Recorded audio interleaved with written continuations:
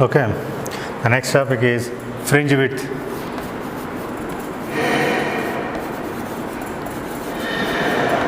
Beta.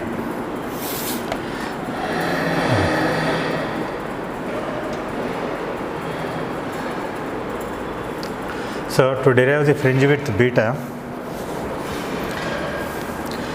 assume that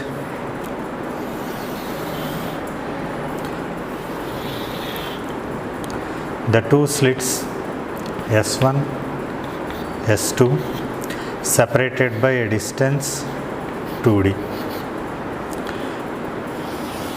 Now at a point P,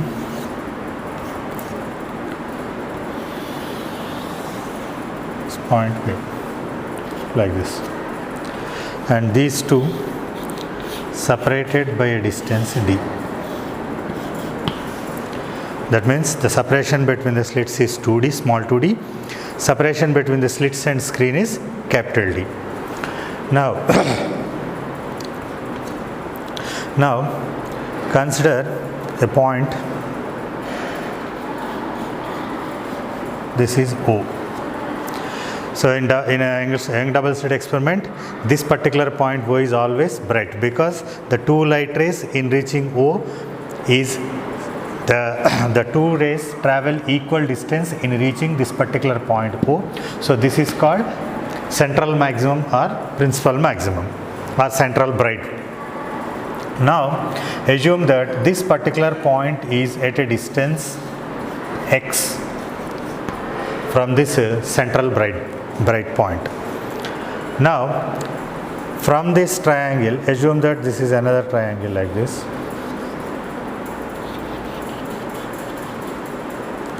Now from the triangle SOPQR,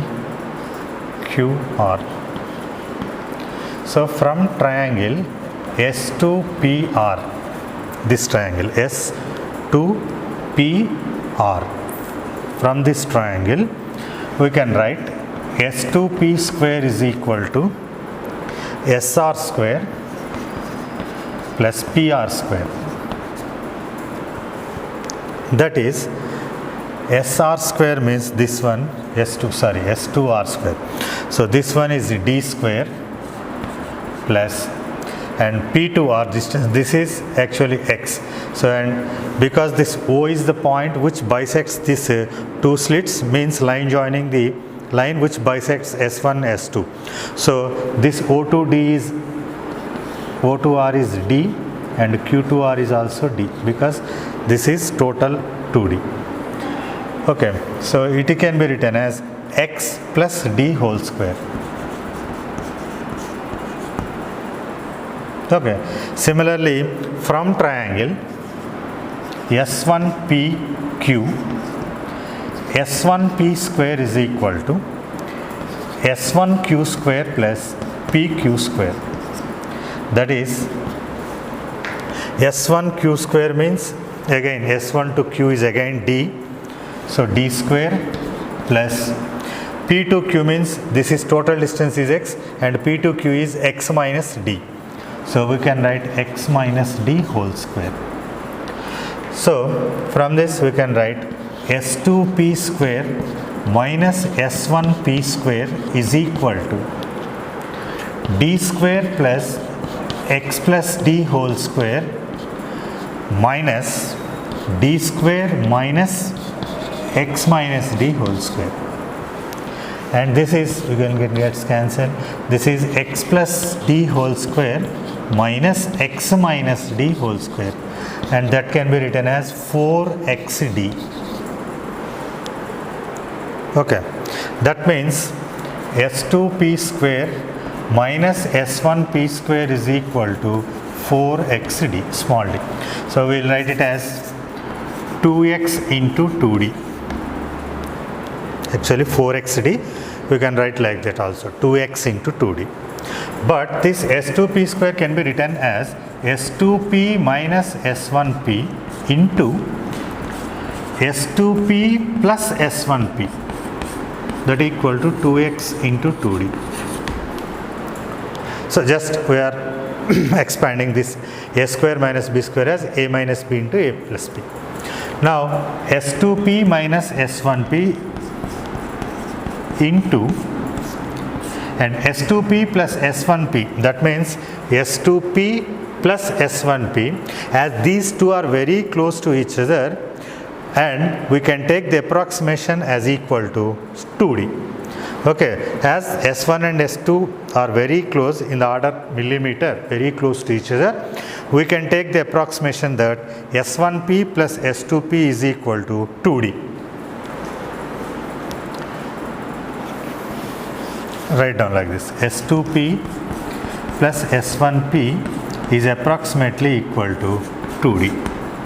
So we can write S2P minus S1P into 2D capital D is equal to 2x into 2D. So this 2 will get cancelled. So S2P minus S1P is equal to x into 2D by capital D. So we get the path difference S2P minus S1P is equal to x into 2D by 2D, where in this case we can take as x is the distance of that particular point from the central bright point, and 2D is the separation or distance between the two slits, and capital D is the distance between the slits to the screen, that is capital D. So you can write it as, so path difference S2P minus S1P is equal to x into 2D by capital D.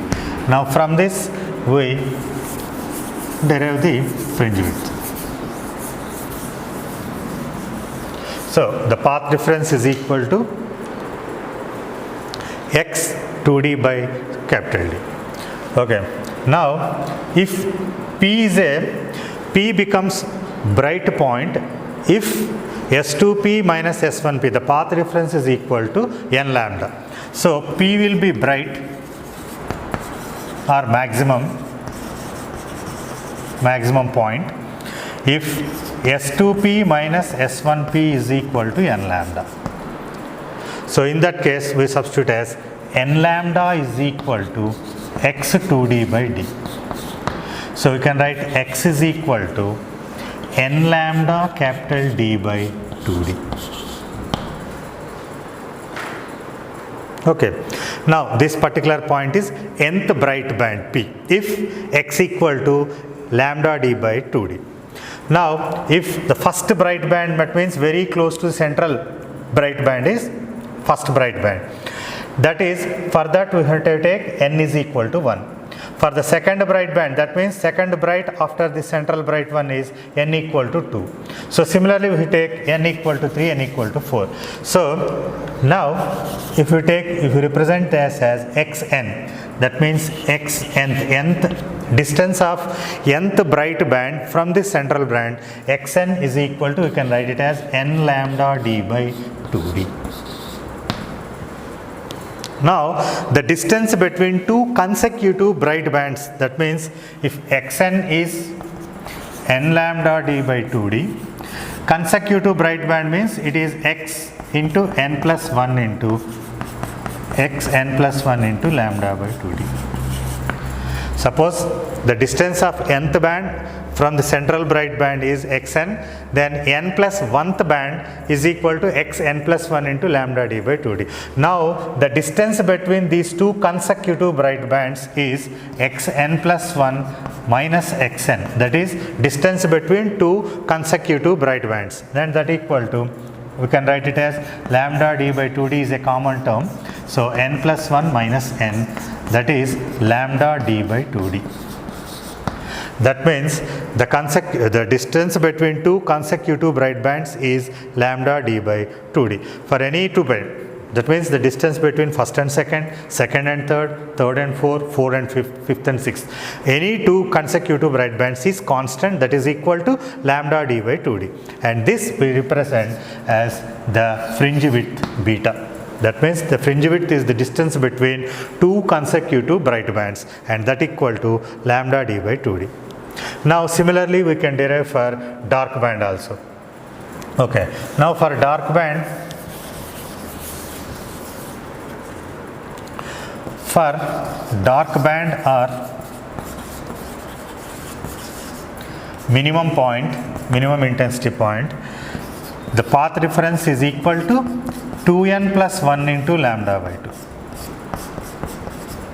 as we have derived these two conditions.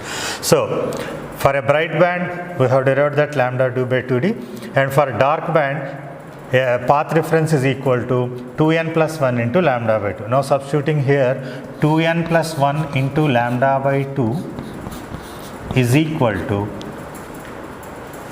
x into 2d by d. So from this we can write, we can cancel out nothing. Okay. So x is equal to 2n plus 1 by 2, or you can write lambda by 2 into capital D by 2d. So we can write it as nth band, that means nth dark band can be written as lambda by 2 into lambda d by 2. Okay. That means the distance of nth dark band from the central bright band is xn is equal to 2n plus 1 into lambda by 2 into lambda by 2d. Now similarly we can write for n plus 1 band. Okay. For dark band, xn equal to 2n plus 1 into lambda by 2 into d by 2 lambda, 2d, and xn plus 1, n plus 1th dark band is 2n, you can write it as 2 into n plus 1 plus 1 into lambda by 2 d by 2d. Okay. Now in this case, x n plus 1 minus xn, that means the distance between two consecutive dark bands is, now substituting with these two terms are common, so lambda by 2 d by 2d into, from these two, this is, we can write it as 2n plus 2 plus 1. Okay, that is 2n plus 1 plus 2n 2n plus 2 plus 1, that means 2n plus 3 minus 2n minus 1, and that is, and 3 minus 2 is 3 minus 1 is 2, and 2 will get cancelled, that is lambda by 2 d by 2d into 2, this 2 will get cancelled, that is lambda d by 2d. So this is also it. That means in the previous case also we got beta is equal to lambda d by 2d. That means the fringe width of the bright band or dark band is same. That means these bright and dark bands are equally spaced. Okay. So you have to remember that whether it is a bright band or dark band, fringe width beta is equal to lambda d by 2d. So fringe width beta is equal to lambda d by 2d. You have to remember this term. Okay. Now we discuss the conditions for sustained interference.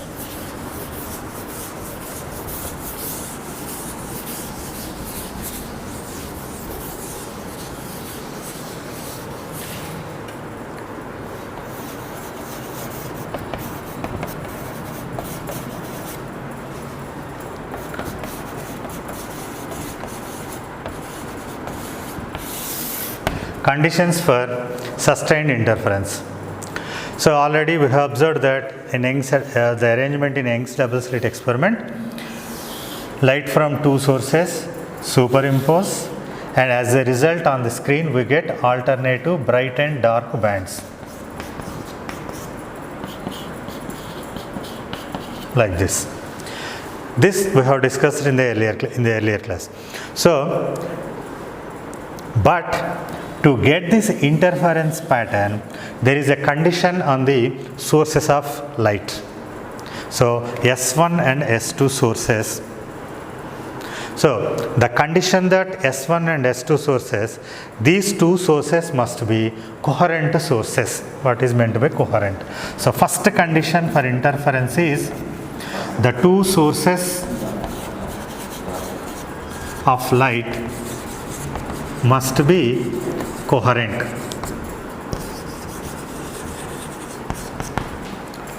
The first condition for sustained interference is the two sources of light must be coherent sources.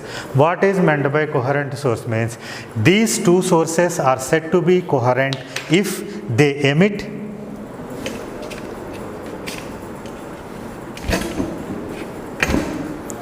These two sources are said to be coherent sources if these two sources emit light waves either in same phase or maintain constant phase difference.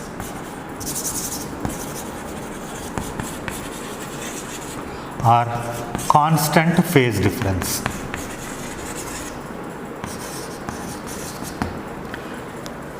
Okay, these two sources are said to be coherent if they emit light waves either in same phase or maintain constant phase difference. That means, what is that meaning of that is, if the first source emit a crest at the same time, second source also emits crest, then the phase difference is 0. Okay. That means at the same time, both the light waves emit the crests or emit the troughs, then they are said to be in same phase. That means they are emitting the light waves in same phase. Suppose assume that one source is emitting crest, second source is emitting trough. That means the two sources emit light waves having a phase difference of 180 or pi. That means they are not emitting in same phase.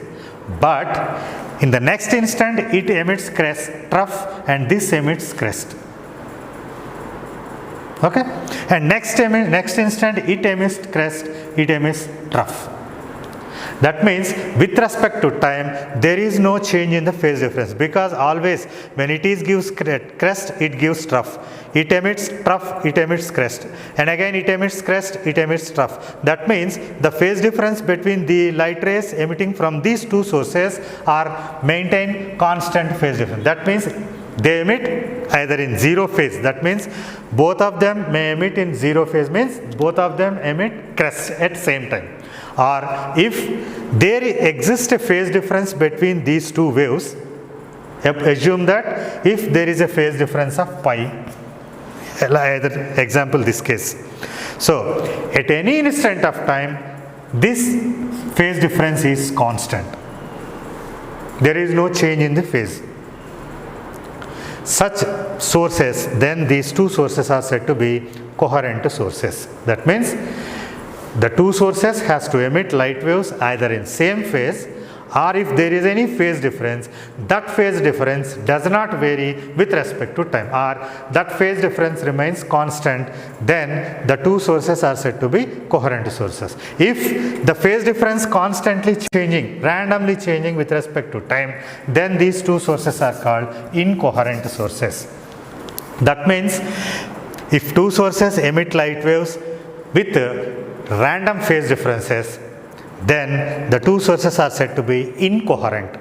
That means suppose for a particular instant of time the phase difference is pi, very next time its phase difference may be pi by 2, and again it may be 3 pi and may be pi by 2.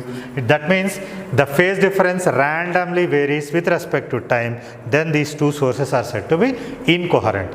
But if they emit either in zero phase, that means it's either in same phase or the phase difference remains constant with respect to time, then the two sources are said to be coherent. But for the condition for the sustained interference is the two sources must be coherent. Why it is? Why we require a coherent source? Because if the phase difference is constant, there is no shifting of these bands. That means whatever the bands appear on the screen, they will remain constant. But if there is a phase difference continuously changing, then this pattern will move up and down continuously, so that we cannot observe the fringes clearly. Okay, what is the main difference between coherent and incoherent is, if we use two coherent sources, the pattern on the screen will remain stationary. But if these two sources are incoherent, that means there is a variation of random variation in phase, then this pattern also moves up and down, up and down, up and down with respect to that phase, so that we cannot observe these fringes clearly.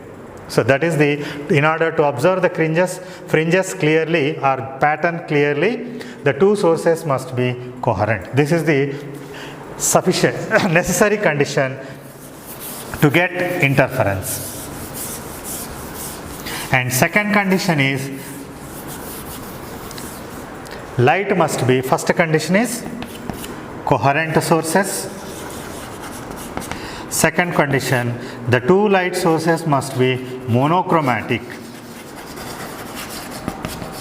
Why monochromatic means, if we use white light in a Young experiment, we have the conditions that bright and dark bands, we have condition S2p minus S1p is equal to n lambda or 2n plus 1 into lambda by 2. That means if we use white light, it consists of 7 constituent colors, its constituent colors. Each color of white light forms its own interference pattern, because lambda is different for different colors in white light. So each color will form its own interference pattern, so that one interference pattern of one color overlap on other color pattern. So in that way we cannot clearly observe the pattern. That means, so if white light is used in Young's double slit experiment, each wavelength of white light forms its own interference pattern, and which overlap one over the other, so that the total final image, pattern appears on the screen to be blurred and not clearly observable. That's why the second condition is the light must be monochromatic. And the third case is the amplitudes must be same.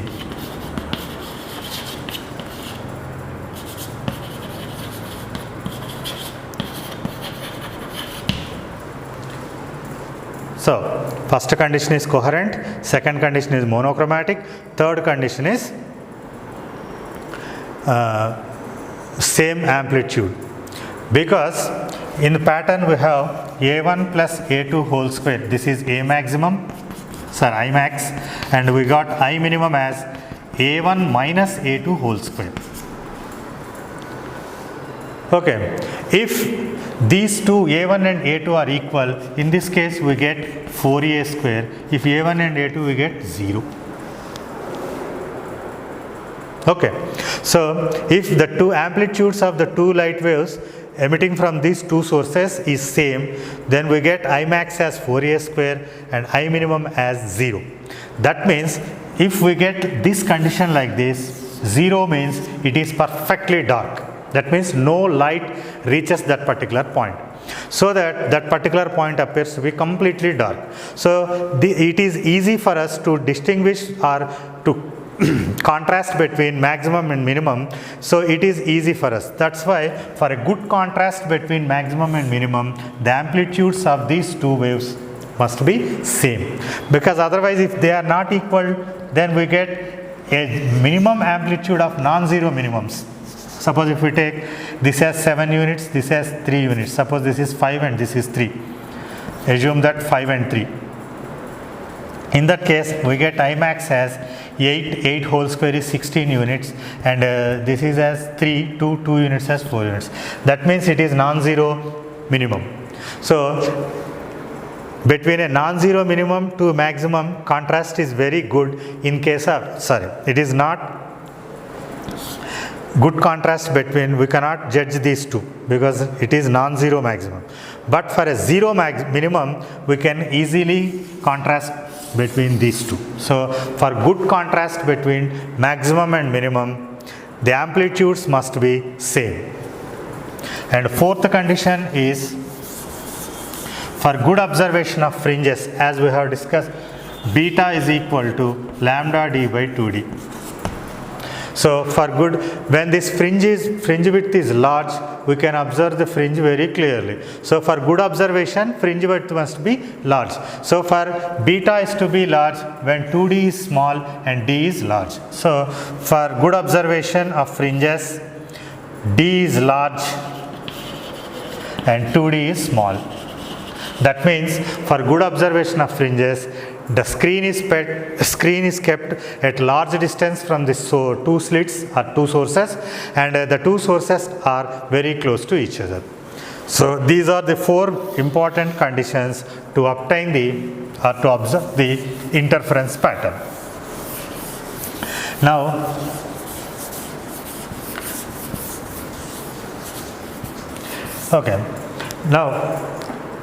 the condition for coherence can be obtained. First condition we have derived as coherent. So two coherent sources is required to observe the interference pattern. So two different sources cannot give coherent source.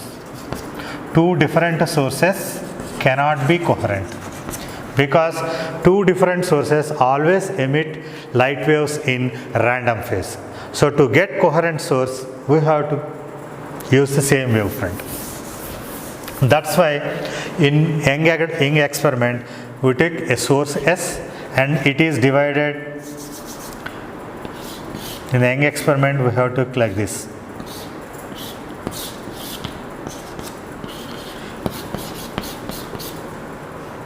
Actually, in Young experiment, the arrangement is like this. So why this slit is again another slit is placed, or this first slit, why? 1 minute.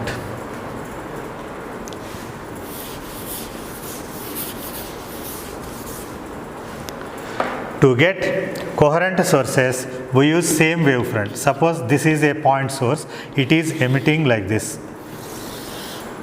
It is the wavefront like this, crests and troughs like this. It is in this way it is going. Sorry. Suppose crest, trough like this. So another crest. Now we took the screen like this.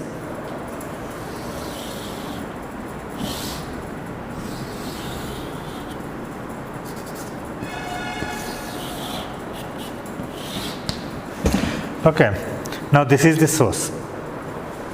Now we took two sources like this, S1 and S2. Now this first source emitting crest and trough alternatively like this, so that by Huygens principle we construct wavefronts like this at a particular positions. So now when this particular position they reaches the slits S1 and S2, this particular wavefront is like this. So that means we made a point source like this. So this particular point on this source and this particular point. That means these 2 points S1 and S2 are on the same wavefront like this. That means they are on the same wavefront means they are in same phase, because wavefront itself is the locus of all points which are vibrating in same phase. That's why S1 and S2 are same phase. Now these 2 points S1 and S2 are the secondary sources of this wavefront, act as by Huygens principle. So they emit light waves in same phase, again like this.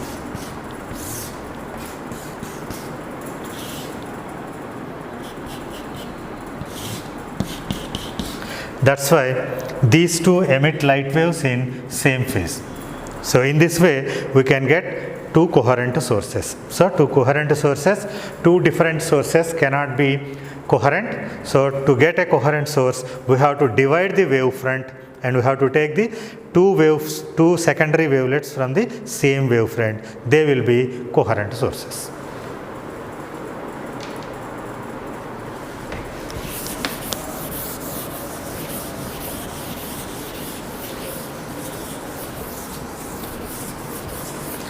Okay. Now we have discussed about interference. Interference is the superposition, change in intensity due to superposition of waves, and we have derived the conditions for fringe width, conditions for the intensity and all these things. The main application of these application in the scientific applications is with this experiment, Young double slit experiment, or based on this Young double slit experiment, we can determine the wavelength of light. That means we have derived that beta is equal to lambda d by 2d. So lambda is relation beta is equal to lambda d by 2d. So lambda is equal to beta into 2d by d. So with this relation we can find out the wavelength of light experimentally. So that means making the arrangement of Young double slit experiment, we can find out, we can measure the distance between the slits to the screen and the distance between the two slits, and we can find out the width of the fringes formed on the screen. So measuring beta, we can calculate lambda, wavelength of the light. So the main importance of this Young double slit experiment is Young double slit experiment gives experimental proof to the wave nature of light, and also we can find out the wavelength of light, which is the important characteristic of a wave. So now another application of this interference phenomena is to determine the thickness of thin transparent sheets. Suppose in the path of one of the rays, if we introduce a thin transparent sheet,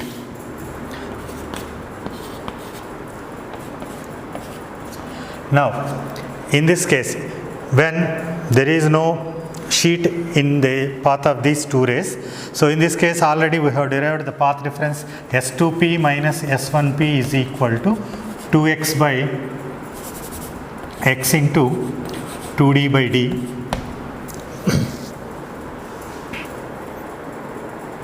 Okay, we have derived that the path difference is equal to x into 2d by d.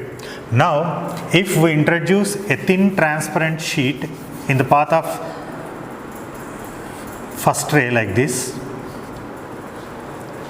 a thin transparent sheet of thickness t, refractive index mu is introduced in the path of this first ray. Now this second ray entirely travels in air, but this first ray travels a distance not equal to, it does not travel entirely in air, the ray from first source. So the light wave from the first source travels a distance S1p minus t in x. S1p minus t. That means this thickness t distance, it does not travel in air. So it only travels S1p minus t distance in air, and it travels a distance thickness t in the medium of refractive index mu. So whenever light travels in a medium, we have to take optical path. That optical path is nothing but the distance traveled by light into its refractive index. So to compare with air, because it is traveling in two different mediums, to make equivalent distance, we have to multiply the thickness of this thin sheet with respect to the refractive index of the medium, then we get the optical path as mu t. That means now the distance traveled from light ray from S1 to P is S1p minus t in air, a distance equal to S1p minus t in air, this distance in air, plus mu t. This is the distance in this thickness, a sheet of thickness t. Okay. Now the total distance traveled by the first ray is S1p minus t plus mu t. So this is S1p plus t into mu minus 1. This is the total distance covered by the first ray, and second ray, it is entirely travels in air, so it is S2 to p. Now the path difference between these two rays is given by S2p minus S1p. That is, the path reference between them is S2p minus S, it is not simply equal to S1p. That is minus S1p minus t into mu minus 1. This is the total distance. So this is in air. So now substitute this in this equation, that is x2d by t minus t by d minus t into mu minus 1. This is the path difference now. Okay. When it is entirely, when the both the rays travel entirely through air, then the path difference between them is x2d by 2d. If a transparent sheet of refractive index mu is introduced in one of the path of the rays, then the path reference changes to x 2d by d minus t into mu minus 1. Now, if this condition for maximum, that is x 2d by d minus t into mu minus 1 is equal to n lambda. Now, if this new path difference is equal to n lambda, then this point will be bright. So, in this case we can write x 2d by d is equal to n lambda plus t into mu minus 1. That is x is equal to d by 2d into n lambda plus t into mu minus 1. Okay, so we can write it as xn.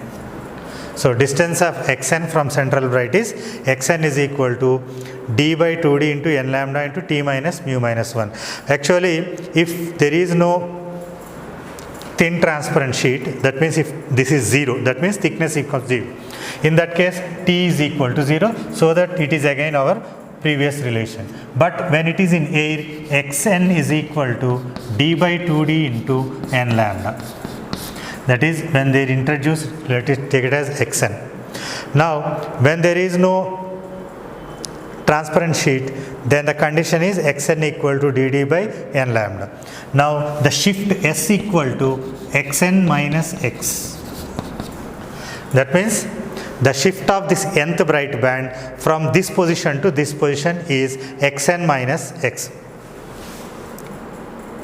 That is, this 2 by 2d is common term in both us. We can write it as d by 2d into n lambda plus t into mu minus 1 minus n lambda. You can cancel out.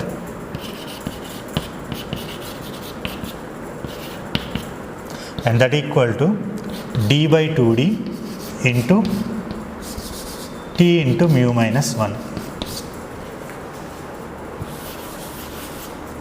Therefore, shift s equal to d by 2d into mu minus 1 into t. That means, if there is no sheet in between the path of S1 and P, the central bright band will be this position. But due to the introduction of the sheet, it shifts to another point O dash, and that shift, that is the shift S. So not only the central bright band, every band shifts from their original positions, so that that shift is given by S equal to d by 2d into mu minus 1 into t. So from this also we can find out another application is there. From this we can find out the thickness of the transparent sheet, or we can find out the refractive index of the sheet by measuring the shift. Okay. So another application is, by introducing a thin transparent sheet, there will be a shift of fringes, and that shift is given by S equal to d by 2d mu minus 1 into t. From this relation we can find out refractive index if t is known, and we can find the thickness of the sheet if mu is known. So from this relation we can find out refractive index of thin sheet or thickness of the thin sheets. Okay. So these are the applications of interference.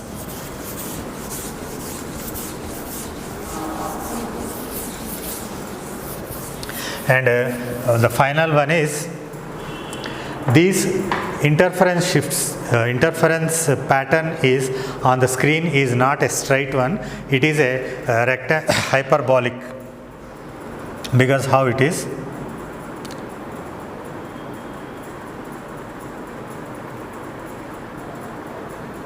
suppose if we take the origin like this, first source at a distance d, second source another distance d,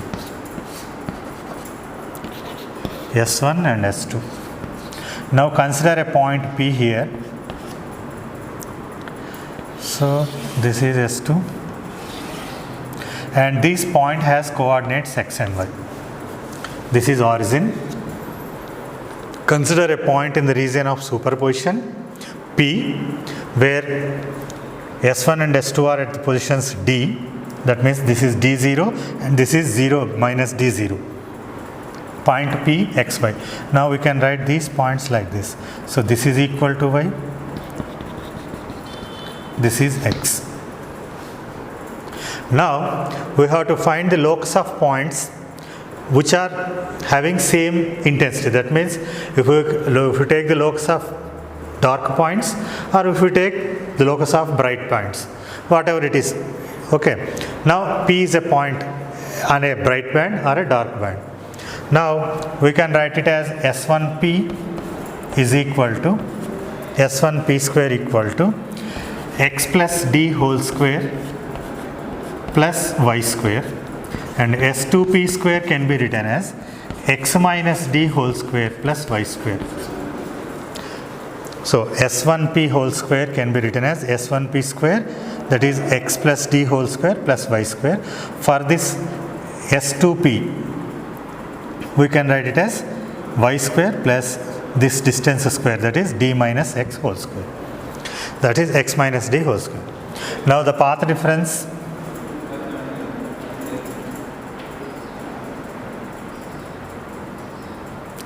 that is implies S1P is equal to square root of y square plus x plus d whole square, and S2P is equal to square root of y square plus x minus d whole square.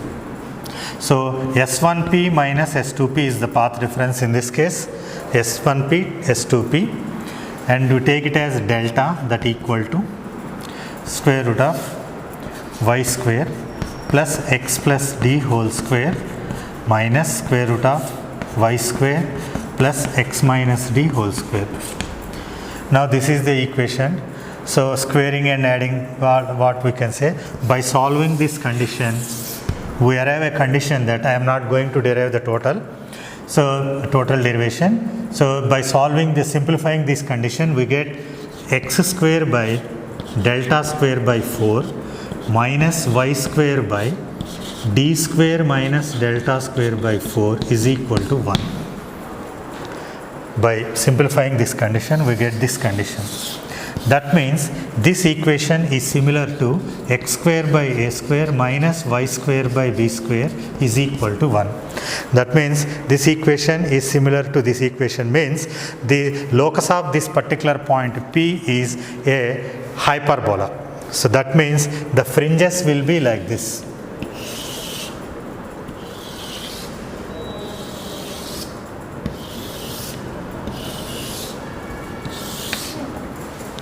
So the fringes will be in a rectangle, hyperbolic like this. But when the fringe width is very narrow, that means the distance between them is small. When d is small means these appears to be straight in the region of superposition. So for smaller d values, this appears to be straight. Otherwise they will be, actually theoretically they are hyperbolic. Okay. So with this we conclude the topic interference.